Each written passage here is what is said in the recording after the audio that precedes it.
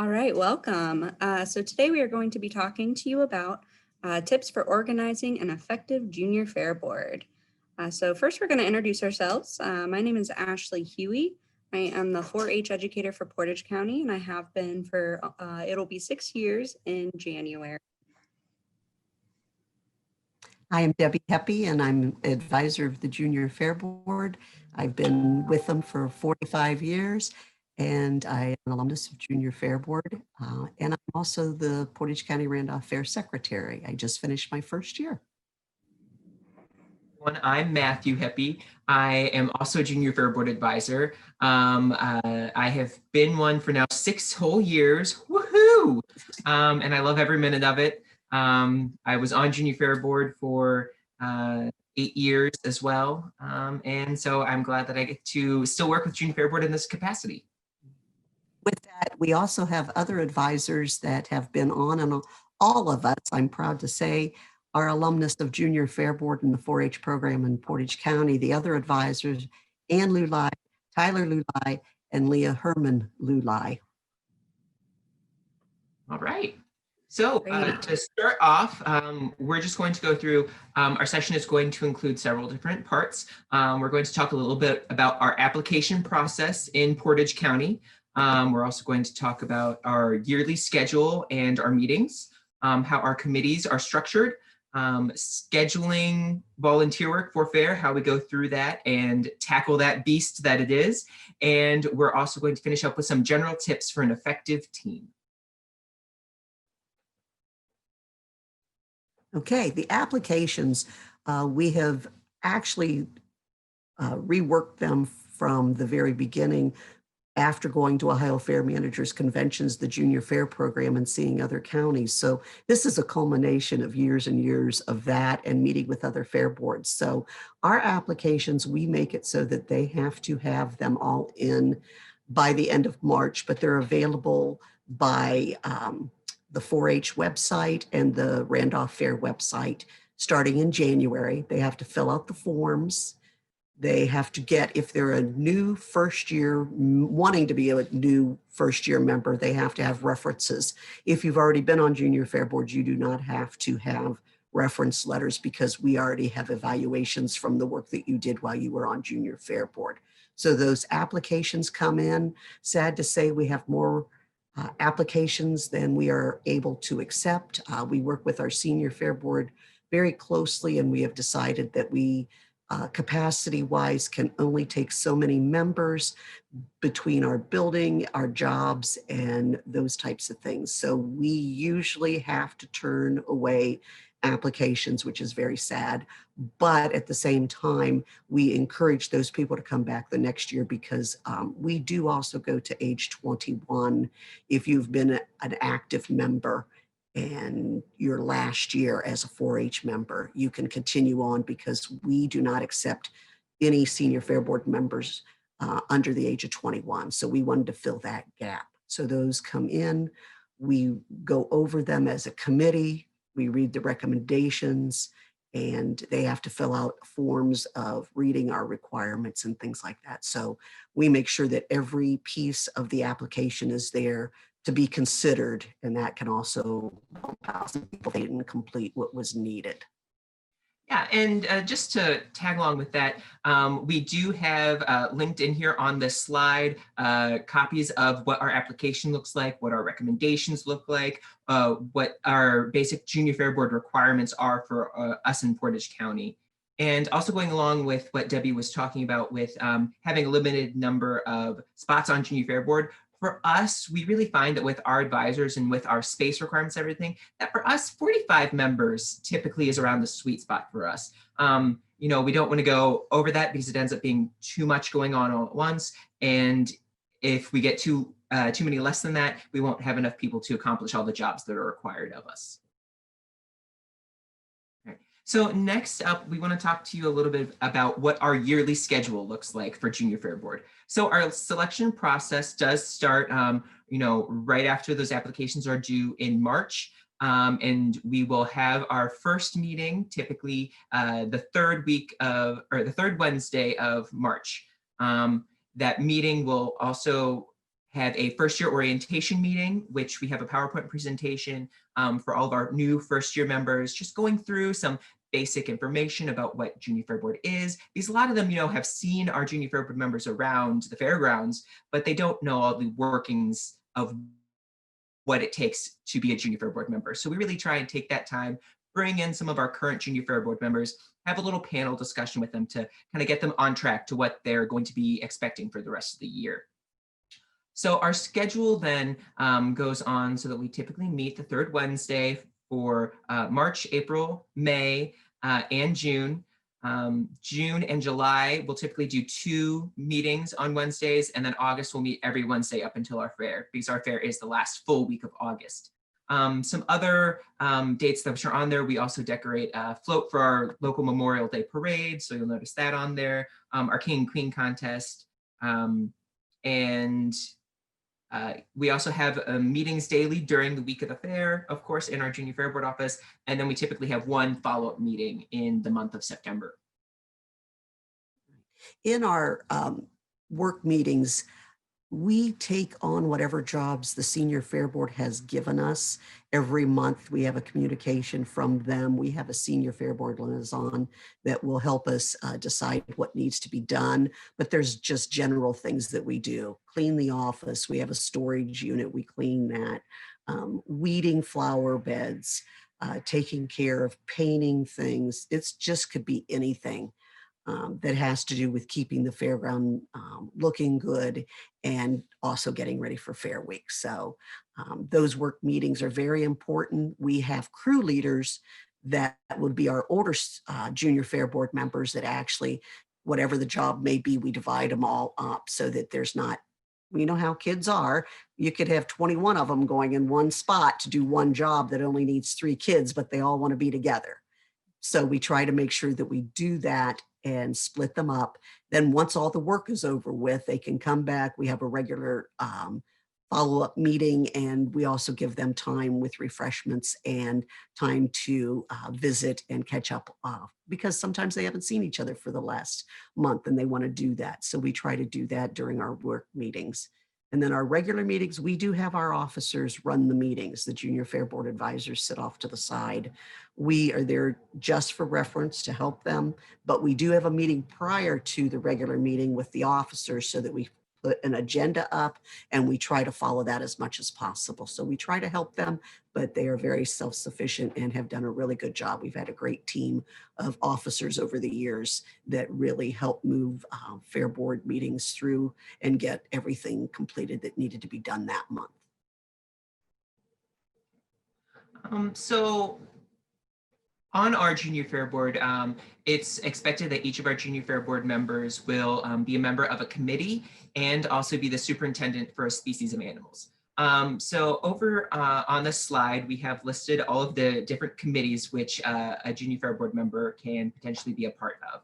And when you're on a committee, you'll be organizing that event. Some of the different ones, we have our opening day or King and Queen corner, Senior Citizens Day, Kids Day, Teen Night, apparel, Junior Fair Board booth, flower beds, Junior Fair Board buddies, media, picture boards, 5K, and Memorial Day float committee. So those are just all some of the different events which they can help plan. Then, of course, we also have our superintendencies listed off to the side as well. And this is one of the documents which is sent out to our Junior Fair Board members, where we actually ask them before, along with their application, to go ahead and rank which committee or superintendency they're interested in, and then we as advisors will sit down and figure out where to place them all to find these. Typically, with our committees, like I said before, the responsibilities are planning specific events for the week of the fair, and also, of course, coordinating the people who are going to be helping them with the committee, and making sure that they're gathering all needed items and various donations that we may need for that event. The structure of the committee, there's typically a chairperson, which as advisors, we sit down and typically try and get some of our older members to be a chairperson, some of the people who are more experienced and have that working knowledge of how some of these events are orchestrated. And then along with them, they'll typically have, depending on the committee, 3 to 6 people. And of course, for various events during fair, such as Kids Day, will need extra volunteers as needed for that event. Yeah, and sometimes as we choose those chair people, we realize that there are two older members that could co-chair that because of their schedules that we do that.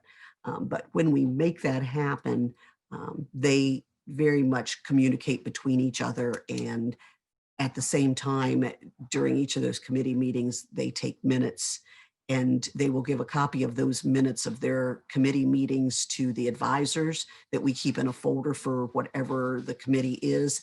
And then the chair people also keep it, because if you've missed a committee meeting, it is the responsibility of the junior fair board member to contact their chair of what committee they're on, so that they can find out if they've missed anything, and if there's any duties that need to be picked up, or somebody needs to go get donations from somebody, and maybe that person has a contact and they've left that for them to do. So there's always that follow-up to make sure that they contact that committee chairperson, so that nothing falls through the cracks and we can be as organized as possible.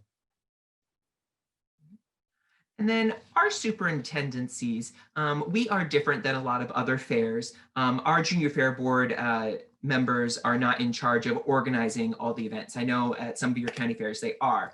For our superintendencies, their responsibilities are to assist the various livestock committees, which are made up of adult volunteers, and also to assist the senior fair board superintendent for that species. Typically, they will be handing out ribbons or prizes during the shows, any auctions. They'll also be helping out at the auctions for those animals as well. And typically we have 2 to 4 people, depending on the amount needed, when we contact the committee to see how many junior fair board members that they would like to have. The other part of that in our responsibilities for junior fair committees, our junior fair board members have to go to the committee superintendents and talk to them to find out what they need. We have a general track record of what they have used. They use them at this show and not at that show, or the small animals, because they have so many fun shows, they may not be needed at those ones. So there's also communication that they have to make between those. And that is something that's really, really important that they do. Also with our superintendents, we have people that help with the auctions, which is something separate that we just ask for volunteers. But they're very important because we actually help them with the running of the paperwork from auction block to sale office and buyer registration, those types of things. And also we hand out gifts to every buyer, except for the year of COVID.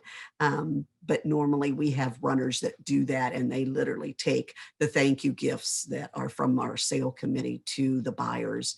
And that takes a lot of people.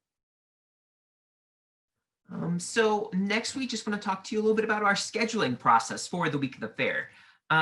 So typically when we start our scheduling process, we have, what do we normally have? Like 3 to 4 different dates that we'll schedule on? Mm-hmm. Yeah. Yes. So we'll have 3 to 4 different dates, and we will bring our junior fair board members in based on seniority in order to schedule their responsibilities for the week of the fair. Each person will meet one-on-one with one of us advisors, and we have lots of preparation that goes into this process. We have an icon down here of what our schedule looks like. In past years, we have, had everyone fill out with paper, and everyone has their pens and highlighters, and we're all filling all these things out. I feel like in the future, it's something that we can potentially do more online, because we do have all of these files in an online form or in a digital format.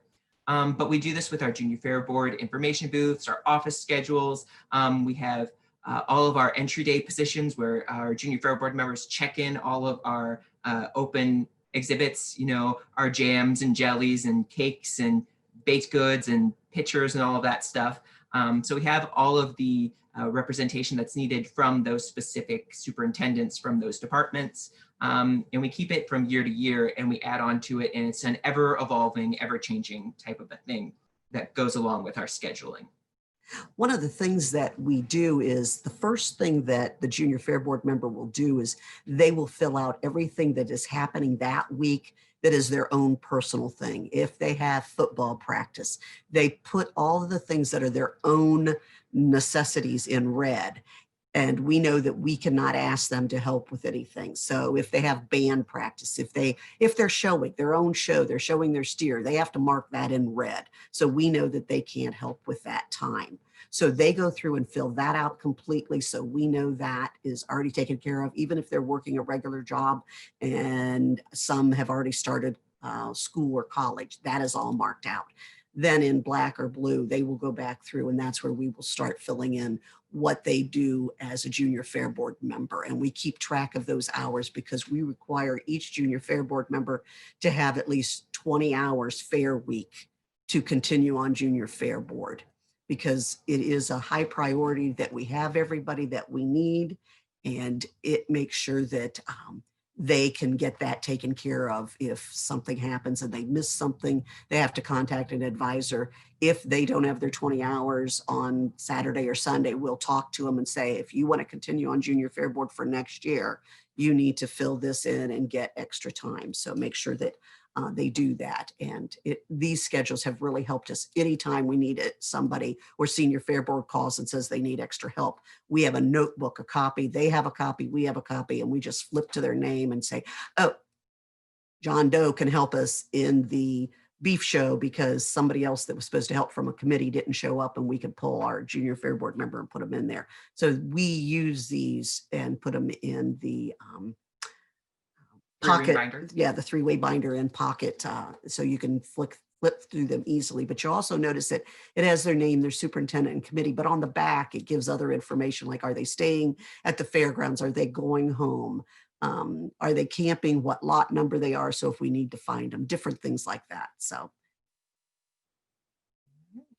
Some of the different duties that our junior fair board members are in charge of during the week of the fair. As I mentioned before, our entry day where we're taking all of our open class exhibits, our junior fair board members check in each of those exhibits along with the superintendents for those departments. They of course have to do their committee work. Their superintendency will go on there. We also usher for various grandstand events which require assigned seating. That's always fun. There's always some good stories to go along with ushering. Sometimes cops get involved. It's great. Yeah. We of course have to man our information booths. We have two. We have a main information booth and a west information booth, where we also sell all sorts of merchandise: t-shirts, hoodies, lunch boxes, coffee mugs, playing cards, license plates covers. You name it, we've probably had it over the years. We of course also have some specific shifts in our junior fair board office to man it, and the livestock auction as well. So to finish up today, we just want to talk a little bit about some general tips that we have, that we've found over the years, and you especially, Debbie, that we think are very important to help have an effective junior fair board. And the first one is of course that we always try to focus as much as we can on communication. It was mentioned before that before each of our meetings, we have an advisor and officer meeting, where we sit down with our advisors and officers about half an hour before the start of the meeting, and we go through the agenda of what we need to talk about, the important things and key points that we need to discuss, and decisions that need to be made. So that's always very helpful to make sure that our meetings are on track and that we get everything accomplished that we need to. We also think that it's really important to set those expectations of what we're looking for in junior fair board members from the beginning. So this is going along with like our first meeting for our first year members at the start of the year. So this is one of the times where they would learn, of course, that they can only miss 2 meetings throughout the entire summer. And if they do, we do offer potential makeup meetings as well, which we're pretty flexible at working with our junior fair board members if things come up, and finding times for us to go in with them at the fairgrounds so we can accomplish goals, to actually have those makeup meetings. And another way that we focus on communication is that we always make sure that we have a contact sheet with all of the phone numbers of our junior fair board members and advisors on it. We make it up at the start of Fair Week. They're little pocket-sized things that you can just slide down in a pocket. Even ladies' pockets. I know they're small, but we make sure that they fit in. They're laminated. Kids slide them in the back of their phone. That way they don't have to save a number to their actually in their phone. It's right there. They can toss at the end of the Fair Week if they want to. Actually, a lot of people keep those and use them all year long because oh, I don't have them in my cell phone. Let me look up my little sheet, my cheat sheet. So another funny little tip that I learned a number of years ago is make sure if this is one of the first member or meetings of the year that bring lots of suckers or candy, because if you pass that around, you can keep them quiet a little bit longer. So there's not as much chit chat going on. We can get the work done and then have fun, which we like to do too. It's true. There's always so much chatter at the first meeting of the year. So much talking. Lots of screaming involved too. Yeah. I haven't seen you in so long. It's so much fun. I love it. That's the best part, seeing everyone come together and so excited to be there. And yet they're going to work their hearts out for the fair and make sure that they do their part to continue. And I think back to communications, we work with them, but we want them to know how important of a part of the fair they are. And that part of the fair wouldn't happen without them many times. So it's really great to have them there and be so excited to come to the meetings and work hard. Yeah, when you show the junior fair board members that they truly do matter and that they do have an influence on the fair, it really, puts a whole new meaning onto the fair and the junior fair board. So we always try to make people feel as though that they do matter and that they are important. Another general tip we have to help make an effective junior fair board is make sure that you have all your paperwork prepped in advance. So we do this, of course, with our, applications and all the paperwork that goes along with scheduling, but we also keep track of our attendance records. We have pre-made minutes for our different committee meetings. We do always try to break out in our committee meetings where they're organizing those events as soon as possible. That's also going to be one of the next points. So that way, we're able to accomplish all those goals, because when the junior fair board members are the ones doing everything from start to finish and fully seeing through that event, it's helpful to get those goals written down early so that they can help keep a track record of what they need to accomplish by certain dates and times.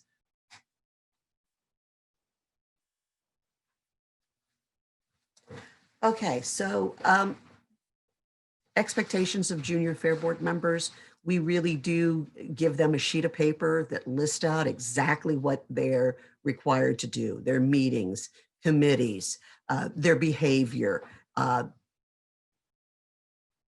the conflict of interest, if they're doing anything that might work with that.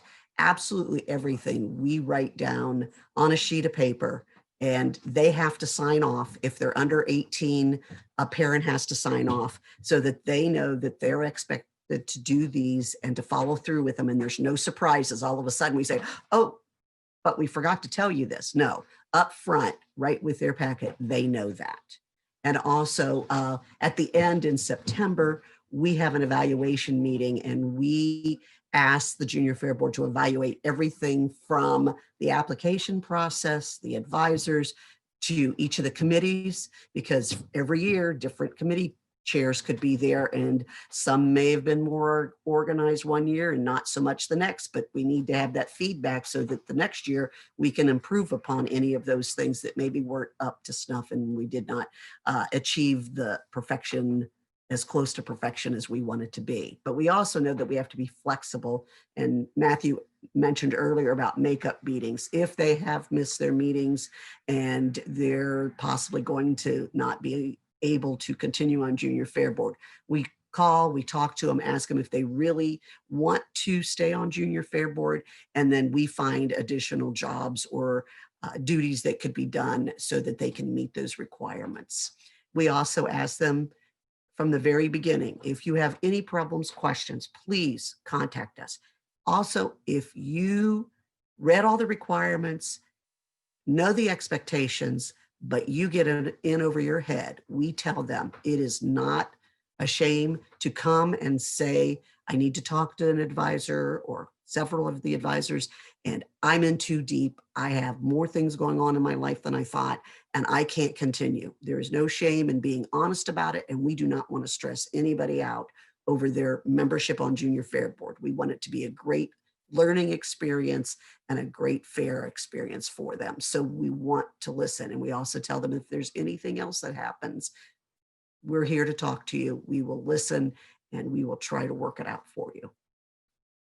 So the next thing that we want to talk about is the create a safe space. I think that it's one of the most important parts of helping to create an effective junior fair board, because going back to what I was talking about earlier, where you have your junior fair board members feeling like they truly do matter. When they matter, they care, and they will try their hardest. And so we always try to have our junior fair board office and our organization as a whole, just be a safe place. And we do that by, being open and willing to talk to them and listen to them and hear what they have to say. But then also during the fair week, we think it's really important, to make sure that our office is a place where they can come in. We have tables where they can sit and eat and chat with their friends, play card games with each other, or of course, couches to nap on. Sunday is always our nap day at the fair.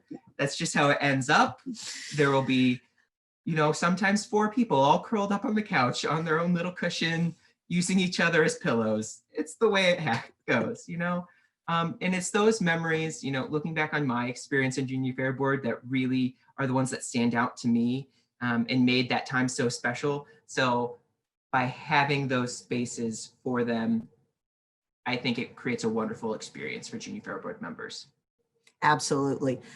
Those are some of the memories that I see pictures that will show up on Junior Fair Board member or alumnus's Facebook page of them in the Junior Fair Board office, playing games, eating together, falling asleep. And it's just a wonderful thing. All right, so that concludes our presentation today. Thank you so much for joining us. We're so glad you stayed with us. We have our contact information here for Ashley, Debbie, and myself.